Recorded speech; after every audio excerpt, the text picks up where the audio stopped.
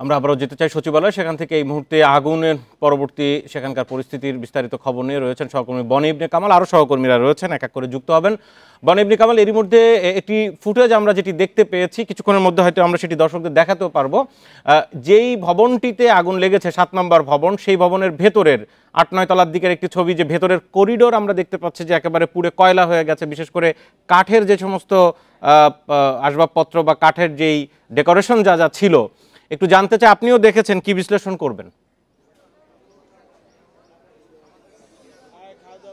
নিশ্চয়ই আমরা বাইরে আসলে যেটা দেখতে পাচ্ছি, ক্লাস্টারের মতো বা গুচ্ছভাবে আগুনের যে ছাপ আমরা দেখতে পাচ্ছি বা আগুনের যে ভয়াবহতা সেটা দেখতে পাচ্ছি, ভিতরে কিন্তু ভয়াবহতাটা এর চেয়ে অনেক বেশি। পুরো যে করিডোর, আপনি জানেন যে সচিবালয়ের একটি লম্বা করিডোর থাকে, সেটা দুপাশে আসলে বিভিন্ন কক্ষ, সেটা সচিবের হতে পারে, উপসচিবের হতে পারে, অতিরিক্ত সচিব, এমনকি উপদেষ্টাদের যে কক্ষ রয়েছে সেগুলোও কিন্তু ক্ষতিগ্রস্ত হয়েছে এবং ব্যাপকভাবে ক্ষতিগ্রস্ত হয়েছে। নথিপত্র আসলে এই 8 তলায়, বিশেষ করে সড়কের যে ফ্লোরটি সড়ক পরিবহনের জন্য, সেই ফ্লোরের আসলে কোনো কিছুই আর অবশিষ্ট নেই বললেই চলে। আমরা কিন্তু এরকমটি দেখতে পাচ্ছি এবং এখন আমরা বাহির থেকে যেই চিত্র দেখতে পাচ্ছি যে পুরো বিল্ডিং এ আসলে ধোঁয়ার যে বিষয়টি ছিল সেটি পুরোপুরি বন্ধ হয়ে গেছে বা ধোঁয়া একেবারেই দেখা যাচ্ছে না। কিন্তু আমি এখন পর্যন্ত যতদূর তথ্য পেয়েছি, 7, 8, 9 তিনটি ফ্লোরই ব্যাপকভাবে ক্ষতিগ্রস্ত হয়েছে এবং তিনটি ফ্লোরের একদম ভিতরের অংশ পুরোটাই প্রায় পুড়ে গিয়েছে।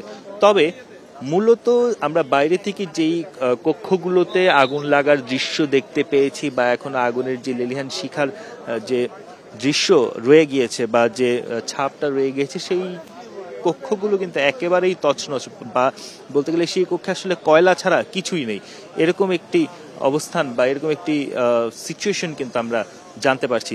এবং করিডোরে আমরা দেখছিলাম যে আসলে করিডোরের যে বিভিন্ন গ্লাস ডোর থাকে বাইরে থেকে, সব কিন্তু একেবারে ভেঙে গুঁড়ো হয়ে গেছে, সব কিছু পড়ে আছে, কোনোভাবেই কোনো কিছু আসলে অক্ষত নেই বলে কিন্তু আমরা দেখতে পাচ্ছি। অর্থাৎ সেই জায়গা থেকে খুব সুস্পষ্টভাবেই বোঝা যাচ্ছে যে আগুনের ভয়াবহতাটা কতটা বেশি ছিল। ফলস সিলিং বলি কিংবা কাঠের দরজা, সেগুলো যা যা ছিল সবকিছুই খুব মারাত্মকভাবেই ক্ষতিগ্রস্ত হয়েছে। তবে দু একটি রুমও আমরা দেখতে পাচ্ছি যেগুলো আসলে মানে আমরা তো বিল্ডিং এর এই প্রান্তে আছি, অর্থাৎ উত্তর প্রান্তে, দক্ষিণ প্রান্তে দু একটি রুম কিছুটা অবশিষ্ট আছে, অর্থাৎ ওইভাবে আসলে মারাত্মকভাবে ধ্বংসপ্রাপ্ত হয়নি। বাকি সবকিছু কিন্তু পুড়ে গিয়েছে এবং ভবনের যে সিঁড়ি, এই ভবনে ওঠার জন্য যে সিঁড়িটি রয়েছে, সেই সিঁড়িটিও যদি আমরা একটু দেখি, সিঁড়ির অবস্থাও অনেকটাই নড়বড়ে হয়ে গেছে। অর্থাৎ স্ট্রাকচারাল যে কন্ডিশন বিল্ডিং এর, সেটা কিন্তু অনেকটাই বাজে, এরকমটাই কিন্তু আমরা দেখতে পাচ্ছি। আমরা দেখতে পাচ্ছি যে সরকারের বিভিন্ন উপদেষ্টা যারা রয়েছেন তারা কিন্তু আসছেন, যদিও 1 নাম্বার গেট দিয়ে শুধুমাত্র উপদেষ্টাদের গাড়ি প্রবেশ ছাড়া অন্য কোনো গাড়িকে কিন্তু প্রবেশ করতে দেওয়া হচ্ছে না। আইন শৃঙ্খলা বাহিনীর যে তৎপরতা সেটিও আমরা দেখতে পাচ্ছি, তারাও রয়েছেন এবং যারা উপদেষ্টা আসছেন তাদের সঙ্গে আসলে আমরা কথা বলার চেষ্টা করছি, যদিও তারা এখনো কোনো মন্তব্য করতে রাজি না, কিন্তু আমরা চেষ্টা চালিয়ে যাচ্ছি যে তারা কিছু বলতে চান কিনা বা তাদের কোনো মন্তব্য আছে কিনা এই ঘটনায়। এই যে রাত প্রায় 6 ঘন্টারও বেশি সময় ধরে এই যে কার্যক্রম, এই কার্যক্রমের ফলে যে অগ্নি নির্বাপন করা সম্ভব হলো বা নিয়ন্ত্রণ করা সম্ভব হলো, এর প্রেক্ষিতে একটা জিনিস কিন্তু খুব সুস্পষ্ট আমরা দেখতে পাচ্ছি যে বেশ কিছু জায়গায় ল্যাকিংস রয়েছে। এটা কি নিছকই শর্ট সার্কিট থেকে আগুন নাকি কোনো নাশকতা, সেই বিষয় নিয়েও কিন্তু এক ধরনের সন্দেহ রয়েছে। আমরা যখন স্বরাষ্ট্র উপদেষ্টাকে প্রশ্ন করেছিলাম, তিনি কিন্তু একেবারে নাশকতার বিষয়টি উড়িয়ে দেননি। তিনি কিন্তু বলছিলেন যে আসলে তদন্তের পর জানা যাবে প্রকৃত ঘটনা কি হচ্ছে। তার মানে এখানে যে নাশকতাও থাকতে পারে বা হতে পারে, সেই সংখ্যা কিন্তু তার মধ্যেও রয়েছে, একেবারে যে নিছকভাবে উড়িয়ে দিচ্ছে তা কিন্তু নয়। পক্ষান্তরে আমরা যদি ফায়ারের ডিজি বা মহাপরিচালক যিনি আছেন, তিনি কিন্তু বলছিলেন যে তারা ধারণা করছে শর্ট সার্কিট থেকেও এই আগুনের সূত্রপাত বা এই অগ্নিকাণ্ড ঘটতে পারে। আমরা বেশ কয়েকজন বিশেষজ্ঞর সঙ্গে আসলে যোগাযোগ করার চেষ্টা করেছি, কথা বলার চেষ্টা করেছি যে এই যে আমরা এইখানে এই ভবনে যখন আগুন লাগে আমরা দেখতে পাই যে পূর্ব প্রান্তে এবং পশ্চিম প্রান্তে, দুই প্রান্তে আগুনের ঘটনা ঘটে মোটামুটি একই সময় বা অল্প কিছু সময়ের ডিস্টেন্স, কিন্তু মধ্যভাগে আমরা দেখেছি প্রায় 4-5টা রুম, মানে বাহির থেকে যেটা দেখা যাচ্ছে 4-5টা রুম থেকে আগুনের লেলিহান শিখা বের হচ্ছিল। সেক্ষেত্রে এই জায়গাতে কিভাবে আগুন লাগলো, এরকম হাজারো ধরনের প্রশ্নের অবতারণা কিন্তু হয়েছে এবং যেগুলোর উত্তর এখন অজানা।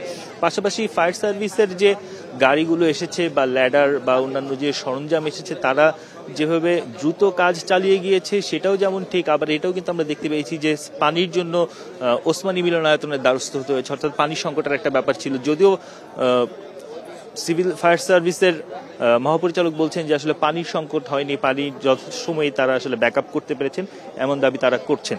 এবং আরেকটি জিনিস যদি আমরা একটু দেখতে চাই যে এই যে আগুনটা, এইখানে যে ধরনের আগুন লেগেছে এটা নিয়ন্ত্রণ করতে প্রায় 6 ঘন্টার বেশি সময় লেগেছে এবং এখনো কিন্তু ফায়ার সার্ভিসের অনেকেই বা সিনিয়র কর্মকর্তারা কিন্তু ভিতরে আছেন এবং আমরা দেখতে পাচ্ছি যে তারা আসলে দেখছেন বা তারা বোঝার চেষ্টা করছেন যে ভিতরে কি হয়েছে, কতটুকু ক্ষয়ক্ষতি হয়েছে সেই বিষয়গুলো জানার চেষ্টা করছেন। ক্ষয়ক্ষতি নিরূপণের ব্যাপারটা যদি আমি আপনাকে একটু জানাতে চাই, আমরা কিন্তু স্বরাষ্ট্র উপদেষ্টার সঙ্গে যখন কথা বলছিলাম তিনি বলছিলেন যে যেহেতু এখানে সব গুরুত্বপূর্ণ মন্ত্রণালয় ছিল, স্থানীয় সরকার মন্ত্রণালয়, সড়ক বিভাগ, পাশাপাশি ডাক ও টেলিযোগাযোগ মন্ত্রণালয়, এই যে এতগুলো গুরুত্বপূর্ণ প্রতিষ্ঠান বা মন্ত্রণালয় এখানে ছিল, এইগুলোর যে ক্ষয়ক্ষতি হয়েছে সেগুলো আসলে নিরূপণ করতে কিন্তু একটা বড় সময় লাগবে। তারা একটি কমিটি করবে বলেও কিন্তু জানিয়েছে, যদিও এখনো কমিটি গঠনের কাজ সম্পন্ন হয়নি, তবে তারা একটি কমিটি করবে এবং এই কমিটি তাদেরকে একটি চূড়ান্ত প্রতিবেদন দিবে। আমরা কয়েকজন কর্মচারীর সঙ্গে কথা বলার চেষ্টা করছিলাম, তারাও বারবার বলছিলেন যে আসলে 25শে ডিসেম্বর গতকালকে যেহেতু বড়দিন ছিল, বড়দিনের পরে গভীর রাতে এরকম একটা আগুনের ব্যাপারে যেখানে কিনা সচিবালয় বন্ধ ছিল, সেই সময় কেন এই শর্ট সার্কিট বা কিভাবে এই শর্ট সার্কিট সেটা নিয়েও এক ধরনের প্রশ্ন উঠছে সবার মনেই এবং সেই জায়গাটাই কিন্তু এখন খতিয়ে দেখার চেষ্টা করা হচ্ছে। আমরা সেই বিষয়গুলোকে আসলে একটু জানার চেষ্টা করছি। আমরা পুলিশ প্রশাসনের সঙ্গে কথা বলার চেষ্টা করছিলাম, তারা আনুষ্ঠানিকভাবে কিছু না জানালেও আনুষ্ঠানিকভাবে বলছিলেন যে এই নিয়ন্ত্রণের কাজের জন্য তাদের যে সহযোগিতা করার সেটা তারা করেছেন এবং তারাও।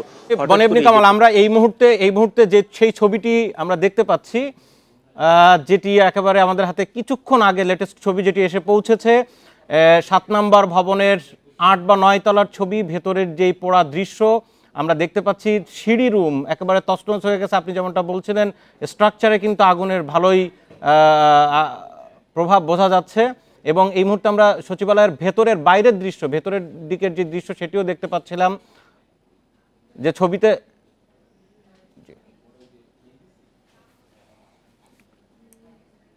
এই দৃশ্যে পুরোপুরি দেখা যাচ্ছে যে একেবারে ভেতরে কিন্তু কয়লা হয়ে গেছে পুরো, অর্থাৎ আগুন স্প্রেড আউট হয়েছে, আগুন ছড়িয়েছে করিডোর ধরে। কারণ 7 নম্বর ভবনটি অনেক লম্বা, মাঝখান দিয়ে করিডোর, যাতায়াতের পথ এবং দুই পাশেই কিন্তু মন্ত্রণালয়ের কর্মকর্তা কর্মচারীদের রুম কক্ষ রয়েছে। তো এই করিডোরের যেই ইন্টেরিয়র ডিজাইন বা কাঠের যেই ডিজাইনগুলো করা আছে, সেই জায়গা থেকে আগুন কিন্তু দ্রুত ছড়িয়েছে, যেহেতু ফাঁকা ছিল সেই দৃশ্য খানিকটা বোঝা যাচ্ছে। নিশ্চয়ই পরবর্তী ব্যাখ্যা তদন্তের পর আমরা জানতে পারবো।